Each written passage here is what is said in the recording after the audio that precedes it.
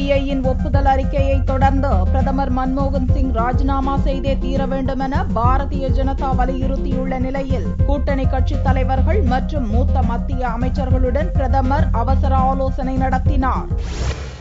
நிலக்கரி சுரங்க ஒதுக்கீட்டில் நடந்த முறைகேடு குறித்து சிபிஐ நடத்தும் விசாரணையில் அரசின் தலையீடு குறித்து உச்சநீதிமன்றத்தில் தாக்கல் செய்யப்பட்டுள்ள சிபிஐ இயக்குநரின் ஒப்புதல் அறிக்கை மத்திய அரசுக்கு பெரும் பின்னடைவை அளித்துள்ளதோடு பாரதிய ஜனதாவின் குற்றச்சாட்டுக்கு வலு சேர்ப்பதாகவும் அமைந்துள்ளது. நிலக்கரி சுரங்க ஊழலிலிருந்து பிரதமரை காப்பாற்ற தனது செல்வாக்கை பயன்படுத்தி சட்ட அமைச்சர் அஸ்வனிகுமார் அறிக்கையை திருத்தியுள்ளார் என்பது சிபிஐ அறிக்கை மூலம் வெட்ட வெளிச்சமாகி இருப்பதாகவும், எனவே பிரதமர் மன்மோகன் சிங் ராஜினாமா செய்தே ஆக வேண்டும் எனவும் பாரதிய ஜனதா வலியுறுத்தியுள்ளது. பிரதமர் ராஜினாமா செய்யும் வரை பார்லிமெண்டை நடத்த அனுமதிக்க மாட்டோம் என்றும் பாரதிய ஜனதா அறிவித்துள்ளது. இந்நிலையில் இப்பிரச்சினை தொடர்பாக ஐக்கிய முற்போக்கு கூட்டணியில் இடம்பெற்றுள்ள கட்சிகளின் தலைவர்கள் மற்றும் மூத்த மத்திய அமைச்சர்களுடன் பிரதமர் மன்மோகன் சிங் அவசர ஆலோசனை நடத்தினார். அதேபோல பாரதிய ஜனதா மூத்த தலைவர்களும் அரசுக்கு எதிராக எடுக்க வேண்டிய அடுத்த கட்ட நடவடிக்கை குறித்து விவாதித்து வருகின்றனர். இதனால் சனி ஞாயிறு விடுமுறைக்கு பிறகு பார்லிமெண்ட் திங்களன்று கூடும்போது